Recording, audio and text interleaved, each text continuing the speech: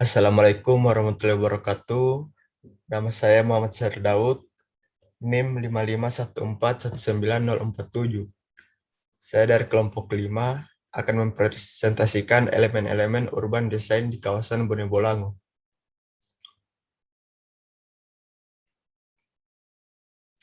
Yang pertama, kata pengantar.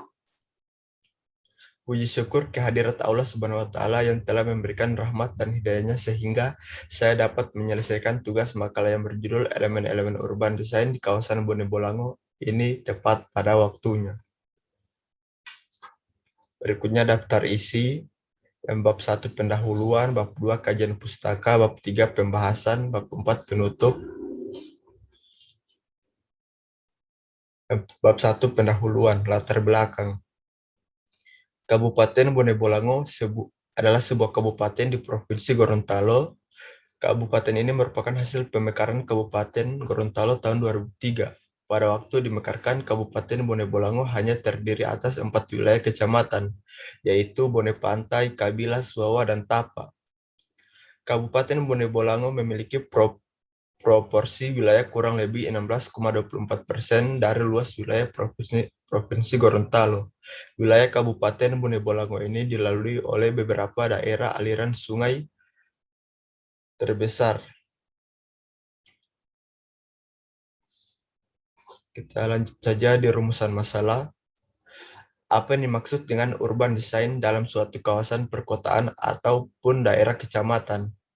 Apa saja elemen-elemen urban design? Dan apa saja permasalahan perubahan desain di Gorontalo, dan apa saja potensi-potensi di urban design di Gorontalo. Tujuan dapat menjelaskan maksud dan tujuan dari suatu urban design, dapat memberikan uraian elemen-elemen dari urban design, kemudian berikan penjelasan tentang permasalahan dan potensi-potensi urban design di Gorontalo. Kajian pustaka, kategori SIGNEC. Seiring dengan perkembangan zaman, pengategorian SIGNEC jalan raya atau rambu lalu lintas dikelompokkan menjadi sebagai berikut. Pertama, oriental SIGNEC. SIGNEC ini bersifat melokasikan pengguna dalam sebuah lingkungan dan menginformasikan keberadaan tempat secara jelas dan berupa peta secara keseluruhan. Kedua, informational SIGNEC. SIGNEC ini memberikan informasi berupa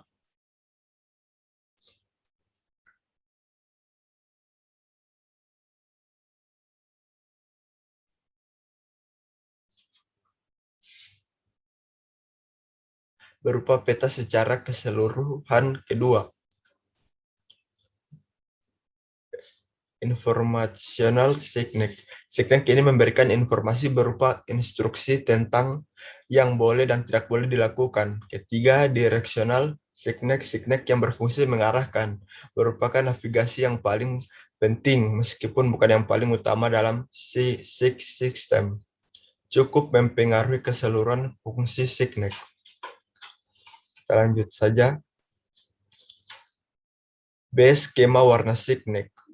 Secara umum, negara-negara belahan dunia termasuk Indonesia mengadopsi sistem skema warna SIGNEC jalan raya sistem Amerika sebagai berikut. Merah dengan putih untuk tanda berhenti dan tindakan terlarang seperti dilarang parkir, dilarang masuk, dilarang berhenti, dan lain-lain. Hijau dengan huruf putih untuk tanda informasi seperti arah, jarak, dan tempat-tempat. Coklat dengan putih untuk tanda tempat bersejarah, daerah ski, dan tempat berkemah. Biru dengan putih tempat layanan seperti rumah sakit, rest area, bensin, penginapan, dan lain-lain. Putih dengan hitam atau merah untuk tanda peraturan SIGNEC dan penerapannya. Berikut pemahaman faktor manusia. Setiap sudut pandang atau persepsi dari pengguna jalan dan tanggapannya terhadap tanda dikondisikan oleh karakteristik khusus manusia secara biohisik, fisike, sosio, kultur, spiritual, kosmologis, transendental dengan kelima inderanya. Oleh karena itu, setiap perancangan harus mengacu pada apa yang disebut sebagai faktor manusia, faktor fisik wilayah penglihatan secara normal, ilmu pengetahuan mengindikasi bahwa wilayah penglihatan normal atau sudut pandang yang sesuai untuk tanda berada pada suhu pandang 60 derajat.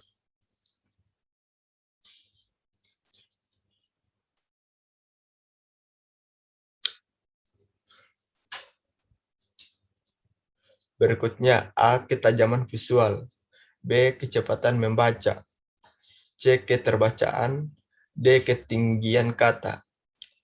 Berikutnya D. Faktor psikologis.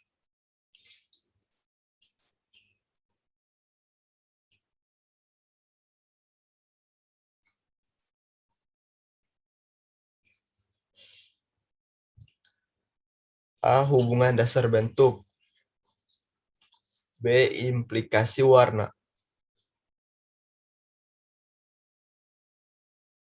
C. Faktor-faktor yang mempengaruhi persepsi, D. Garis penglihatan. Pembahasan elemen-elemen dari urban design Bone Bolango. Yang pertama, open space di Bone Bolango. Ruang terbuka adalah ruang-ruang dalam kota atau wilayah yang lebih luas, baik dalam bentuk area kawasan maupun dalam bentuk area memanjang jalur, di mana dalam penggunaannya lebih bersifat terbuka yang pada dasarnya tanpa bangunan. Ruang terbuka terdiri atas ruang terbuka hijau dan ruang terbuka non-hijau. Berikut contohnya, gambar RTA Kabila dan gambar RTA Suawa. Kedua, preservasi di Bone Bolango. Preservasi yang dimaksud di sini lebih merujuk ke konservasi yang memiliki arti. Konservasi adalah pelestarian atau perlindungan. Secara harfiah, konservasi berasal dari bahasa Inggris. Conservation yang artinya pelestarian atau perlindungan. Yang pertama, pelestarian dan pengelolaan lingkungan dan sumber daya alam secara bijaksana. Yang kedua, pelestarian dan perlindungan jangka panjang terhadap lingkungan, memastikan bahwa habitat alami suatu area dapat dipertahankan, sementara keanekaragaman genetik dari suatu spesies dapat tetap ada dengan mempertahankan lingkungan alaminya. Berikut contohnya, gambar Benteng Ulanta dan gambar Pantai Kurnai. 3. Land use, tata guna lahan. Lahan adalah permukaan bumi, tempat berlangsungnya berbagai aktivitas dan merupakan sumber daya alam yang terbatas, di mana pemanfaatannya memerlukan penataan, penyediaan, dan peruntukan secara berencana untuk maksud-maksud penggunaan bagi kesejahteraan masyarakat. Penggunaan lahan mempunyai arti sama dengan lahan yang merupakan tempat tinggal, lahan usaha, lapangan olahraga, rumah sakit, dan areal pemakaman. Berikut beberapa contoh land use yang ada di Kabupaten Bone Bolango. Yang pertama, lapangan tapa, lahan persawahan, dan lahan perkebunan. Berikutnya, pedestrian ways. Pedestrian ways atau yang dikenal dengan jalur pejalan kaki. Istilah ini mulai bermunculan pada masa pemerintahan Yunani kuno yang berasal dari kata petsos, berarti kaki, yang sering diartikan sebagai pejalan kaki. Jalur pedestrian adalah ruang luar yang digunakan untuk kegiatan penduduk kota sehari-hari, contohnya untuk kegiatan berjalan-jalan, melepas lelah, duduk santai, dan juga sebagai tempat kampanye, upacara resmi, dan sebagai tempat berdagang. Berikut contohnya yaitu yang berada di Malioboro, yang kedua di Center Point, dan yang terakhir bab 4 penutup. Kesimpulan dari pembahasan di atas dan survei langsung yang kami lakukan mengenai 8 elemen urbanisasi di Bone Bolango, maka dapat kita simpulkan bahwa penataan kawasan di Kabupaten Bone Bolango sudah cukup baik. Terlebih Kabupaten Bone Bolango sebagai besarnya merupakan pedesaan yang belum banyak terdapat gedung-gedung tinggi. Hal ini memungkinkan bagi pemerintah maupun badan swasta untuk lebih mudah membangun sarana-sarana publik untuk menunjang aktivitas masyarakat. Saran saya terhadap kita generasi muda, pemerintah, masyarakat, maupun badan swasta dapat saling bekerja sama dalam hal mewujudkan keamanan dan kenyamanan dalam melakukan aktivitas sehari-hari. Hal ini dapat dimulai dengan hal-hal sederhana seperti menerapkan kedisiplinan dalam diri masing-masing. Baik, sekian presentasi dari kami. Wassalamualaikum warahmatullahi wabarakatuh.